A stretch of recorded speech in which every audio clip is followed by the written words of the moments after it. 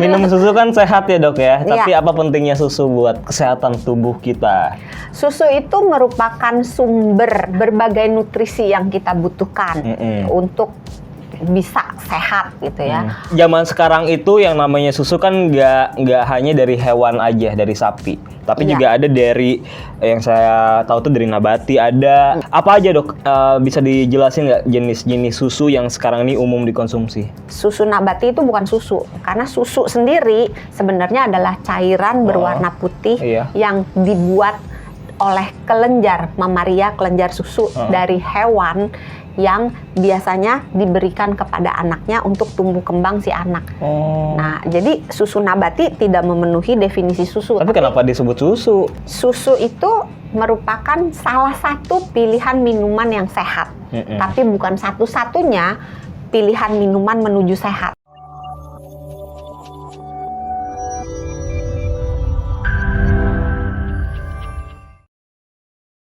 Sahabat Sonora, selamat datang kembali di Kamu Sehat bersama Sony Wicaksono dan tentunya juga bersama dokter terbaik sepanjang masa di Indonesia, di Galaksi Bima Sakti ada Dr. Santi, Health Management Specialist Corporate HR Kompas Gramedia. Ngomong. Halo Mas Sony, halo sahabat Sonora dimanapun berada yang sedang menonton dan mendengarkan. Semoga semuanya sehat dan bahagia selalu. Amin. Minum susu pagi-pagi. Cakep. Cakep. Laporan aja. Tadi pagi habis minum susu. Kirain udah cakep Habis gitu. tadi pagi habis minum susu, cakep dong kalau minum Cakep, susu. Ya sehat. kan? Karena minum susu sehat. Sehat. Terus pertanyaannya apa? Minum susu kan sehat ya dok ya, tapi Iya. apa pentingnya susu buat kesehatan tubuh kita? Susu itu merupakan sumber berbagai nutrisi yang kita butuhkan untuk bisa sehat gitu ya. Ada mineralnya, ada kalsiumnya, ada fosfornya, ada berbagai vitamin. Apalagi susu-susu yang difortifikasi. Fortifikasi itu apa? itu sebuah produk yang ditambahkan sesuatu oleh produsen. Jadi misalnya bikin susu UHT misalnya, terus ditambahin vitamin D, ditambahin zat besi, itu namanya fortifikasi. Dikira ditambahin gula, ditambahin rasa Kalau strawberry. fortifikasi sebenarnya lebih ke sesuatu yang positif sih. Tapi fakta bahwa ketika produsen membuat susu UHT atau susu segar atau susu apapun ya, susu olahan, itu memang ditambahkan berbagai hal, termasuk gula, termasuk pewarna, termasuk perasa, termasuk aroma gitu. Itu banyak benda-benda bahan-bahan yang ditambahkan ke dalam susu. Kan susu sapi yang rasa stroberi warnanya apa? Warnanya kalau udah di kemasan, warnanya kan ya ini pink atau kalau merah. dari sapinya warnanya apa? Putih. Iya, kenapa bisa jadi pink? Dikasih warna. Itu. Gitu. Oh, makanya kenapa? Itu namanya fortifikasi. Oke. Nah, susu yang difortifikasi itu banyak lala-lalanya gitu. Tapi susunya sendiri kalau tidak difortifikasi pun merupakan sumber bahan sebenarnya makanan atau minuman ya, sumber minuman yang menyediakan banyak komponen gizi. Tadi ya udah berbagai mineral, ada kalsium, ada fosfor, ada kalium, berbagai vitamin, ada vitamin B, ada vitamin D, berbagai jenis protein, asam amino di dalamnya. Jadi ada lemaknya gitu. Jadi benar-benar ada karbohidratnya juga. Jadi benar-benar di dalam susu itu banyak zat gizinya. Ngomongin lemak tuh saya jadi keinget nih nonton konten waktu itu. Pokoknya kalau kita makan pedas tuh senjatanya minum susu, soalnya ada lemaknya di situ. Iya. Iya kan? Lemak bener. juga. Karena ada jadi lemaknya kalau kita juga. kepedesan minum susu. Kalau kita kesusuan minum pedas. Gimana itu caranya? Tapi kan zaman sekarang itu yang namanya susu kan nggak hanya dari hewan aja, dari sapi. Tapi juga ada dari yang saya tahu tuh dari nabati ada, susu olahan juga ada, bahkan susu yang kambing, tawa juga ada, kuda juga ada. Apa aja dok? Bisa dijelasin nggak jenis-jenis susu yang sekarang ini umum dikonsumsi? Susu itu secara garis besar dibagi jadi dua golongan. Ada dua golongan. Susu hewani, susu nabati. Susu hewani adalah susu yang berasal dari berbagai hewan. Ada domba, sapi, kambing. Oh, domba sama beda ya, walaupun susu domba sama kambing tuh beda ya. Okay. Terus kalau susu nabati adalah susu yang terbuat dari tumbuhan. Sebetulnya secara per definisi kata-kata, susu nabati itu bukan susu, karena susu sendiri sebenarnya adalah cairan berwarna putih yang dibuat oleh kelenjar mamaria, kelenjar susu dari hewan yang biasanya diberikan kepada anaknya untuk tumbuh kembang si anak. Nah, jadi susu nabati tidak memenuhi definisi susu. Tapi kenapa disebut susu? Ya karena udah kandung salah kaprah, ya udah kita lanjutkan salah kaprahnya. Jadi sebenarnya itu bukan susu gitu. Bukan susu. Okay. Bukan. Karena per definisi itu bukan susu ya. Terus apa kalau gitu, minuman nabati aja atau gimana? Ya udah kita lanjutin aja lah. Iya, udahlah ya. Mencari istilah baru susah gitu kan. Jadi kan ada susu kacang, kacang kedelai. Whey itu apa? Whey itu termasuk yang kacang ya? Bukan. Bukan. Apa sih? Hewani. Itu hewani ya. Karena itu bagian dari susu sapi. Ada whey, ada kasein. Ini oat. Ya, susu oat itu susu nabati. Kedelai. Susu oat, susu kedelai, susu almond, susu beras, susu kurma. Susu kurma tuh apa sih? Ada susu kurma, Dok. Ada. Ada seri susu itu kurma. Itu susu flavor kurma atau? Rasa kurma. Rasa kan? Berarti susu sapi kan? Nggak termasuk. Oh, termasuk ya? Mohon maaf, nggak tahu soalnya susu kurma itu apaan gitu ya. Jadi pokoknya intinya kalau dia termasuk susu, isinya itu susu sapi yang diberi rasa. Kan sekarang susu sapi juga ada rasa taro, susu rasa kacang hijau, susu rasa apalagi lah, macam-macam kan. Kalau dia basicnya susu sapi, masuknya susu hewani. Kalau basicnya dia terbuat dari nabati, masuknya ke susu nabati. Ada juga susu olahan. Ada susu olahan, ada olahan susu. Itu apa lagi? Berbeda itu. Susu olahan sama kita bahas susu olahan dulu apa? Susu olahan itu adalah susu kan diambil dari kata su dan su. Susu. Susu itu kan diambil dari hewani ya. Nah, susu hewani itu mengalami berbagai proses untuk menjadi lebih lama disimpan, bisa awet, bisa lebih enak, lebih cantik dan seterusnya. Nah, untuk mencapai ke yang di sini yang supaya lebih awet, lebih enak, lebih gurih, lebih menarik gitu ya. Itu susu segar diberi perlakuannya bisa difortifikasi, ditambahkan sesuatu, bisa juga melalui proses sterilisasi, bisa melalui proses pasteurisasi. Nah, dibikinnya di pasteur tuh itu tuh. Coba kalau di Cimahi-risasi. Cimahi-risasi. Coba di Palmera-isasi gitu. Karena di pasteur lanjut aja terus. Marah nanti, komennya banyak gitu kan. Nah, marah, Pangandaran nggak disebut Pangandarisasi. Lagi yang dari kuninganisasi. Marahnya di itu ternyata. Reboisasi belum?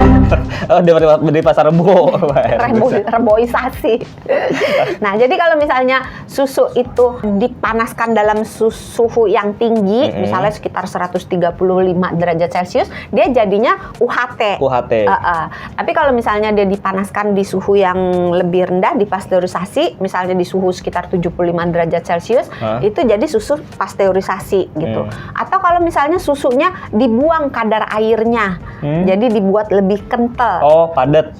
Nggak padat. Kalau dia jadi padat, jadi bubuk, dibuang komponen cairnya semua, maka jadi susu bubuk. Tapi kalau susunya dibuang sebagian kadar cairannya, nyemek.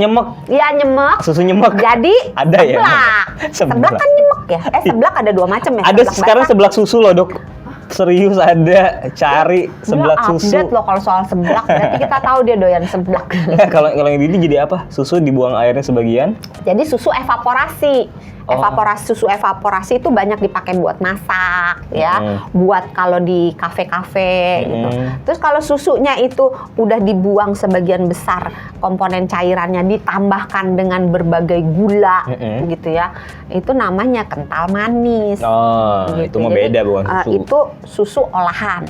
Kalau olahan susu itu adalah berbagai produk yang berasal dari susu yang sudah mengalami proses pengolahan sehingga bentuknya berubah. Misalnya yogurt. Yogurt. Permen susu. keju. Oh iya. Coklat. Ada nggak coklat? Nggak ada ya. Coklat susu kan ada. Kopi susu. Kan dari susu produk. Salah nggak? Mau bilang salah nggak tega, mau bilang bener nggak bener gitu. Es krim gitu. Oh, Gue iya, jawab sendiri aja deh.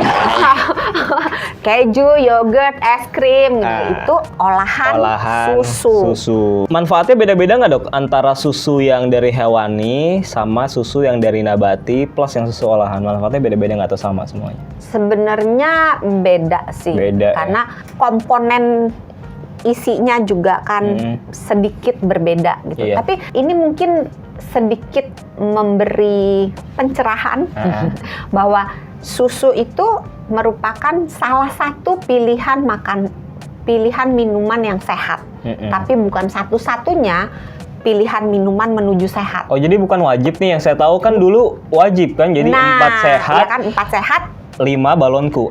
6 Gak tahu. Nilai ijazah. Astagfirullahaladzim. Nilai ijazah teman saya ada. Iya. Emang temenan sama dia? Baru tahu loh temen dia orang top loh. Enggak, maksudnya saya nilai ijazahnya 6. Boleh nggak ini lanjut nggak? 4 sehat 5 sempurna kan dulu ada susu. Sekarang udah nggak ya? Enggak. Makanya kan sekarang piring makanku, piring sehat itu sudah tidak mencantumkan susu sebagai sesuatu yang sifatnya wajib untuk menyempurnakan. Karena susu itu merupakan salah satu pilihan aja. Boleh diminum menjadi pilihan sehat, tidak diminum asalkan diganti dengan opsi-opsi yang lainnya. Misalnya ada telur, ada tahu, ada tempe, ada brokoli, ada bayam, sayur-sayur yang mengandung kalsium, terus ada sumber protein lainnya bisa menggantikan susu gitu. Jadi itu salah satu option aja. Terus terkait dengan tadi pertanyaannya, fungsinya tergantung. Kalau misalnya kita mencari kelengkapan proteinnya, biasanya kita ngarahnya lebih ke susu yang hewani karena biasanya komponen asam amino esensialnya lebih banyak, lebih komplit daripada yang nabati. Tapi kan nggak semua orang bisa minum susu sapi. Ada yang intoleran laktosa. Ada juga yang alergi dengan susu hewani. Bedanya alergi dengan intoleransi adalah ya apa dokter Kamu udah pernah waktu kan lupa itu. lagi saya. Kalau intoleransi itu badannya tidak mempunyai cukup enzim untuk mencerna susu. Enzimnya namanya laktase untuk mencerna laktosa. Laktosa itu adalah gula yang ada di dalam susu yang terdiri dari galaktosa dan glukosa. Nah, galaktosa sama glukosa ini kan temenan. Kalau dikasih laktase dia jadi terpisah, jadi dia kecil-kecil. Nah, karena dia kecil-kecil gampang diserap oleh tubuh, jadi tubuh bisa menyerap. Nah, kalau misalnya pada orang yang intoleran, enzim laktasenya itu entah tidak ada, tidak berfungsi dengan baik, atau tidak cukup. Jadi kalau minum susunya nggak bisa dicerna, makanya dia mengalami gangguan pencernaan. Perutnya sakit, kembung, perih, mual, muntah, atau diare, atau sembelit gitu. Pokoknya mengalami gangguan pencernaan. Kalau misalnya alergi, yang berperan itu adalah sistem imun tubuhnya. Jadi kalau dia minum susu, bisa dia sesak nafas, gatal-gatal, mukanya merah gitu, bisa menyebabkan kematian karena ada sistem imun. Kalau yang intoleran gejalanya apa? Kalau gejalanya sebetulnya agak tumpang tindih sih, karena antara gejala-gejala saluran pencernaan ada di intoleran juga ada, bisa jadi ada di alergi. Tapi gejala yang ada di gejala alergi tidak ada di intoleran adalah keterlibatan komponen imun tubuh yang menyebabkan mungkin saluran nafasnya jadi menyempit, orangnya merah, gatel-gatel gitu. Nah, karena keterlibatan imun tubuh itu, alergi bisa mengancam jiwa. Tapi kalau intoleran biasanya menyebabkan penderitaan aja karena perutnya sakit, mencret gitu kan. Tapi jarang yang fatal sampai menyebabkan kematian. Berarti mereka-mereka ini yang intoleran laktosa sama alergi nggak bisa ya? Nggak bisa minum susu sapi, hewani maka pindah ke susu nabati. Kalau nggak suka juga pindah ke sumber protein yang lainnya. Karena susu adalah salah satu aja ya? Iya, salah satu pilihan aja, bukan satu-satunya pilihan. Ini ada mitos yang berkembang nih dok. Katanya susu nabati kan salah satunya populernya susu oat oat ya atau oat milk. Iya. Katanya oat milk itu lebih baik daripada susu hewani, bener nggak? Tujuan minum susu apa? Kalau tujuan minum susunya, gue doyan, ya udah terserah mau kapan aja. Nggak ada batasan per Enggak. hari berapa gitu. Ini nanya kapan atau nanya jumlah? Beda. Enggak, kan tadi katanya doyan. Kalau doyan kan Kalau doyan, dikasih minum pagi, minum siang, minum sore, minum malam terserah. Bebas. Preferensi bebas. Oh. Tapi kalau tujuannya misalnya ingin menambah masa otot, memulihkan otot, biasanya minum susunya disarankan sesudah olahraga. Oh. Kalau minum susunya itu misalnya untuk relaksasi, supaya tidurnya lebih enak, lebih Malam. nyaman, minumnya malam sebelum tidur. Kalau misalnya untuk memberi rasa kenyang, misalnya itu minum di waktu pagi hari boleh. Oke,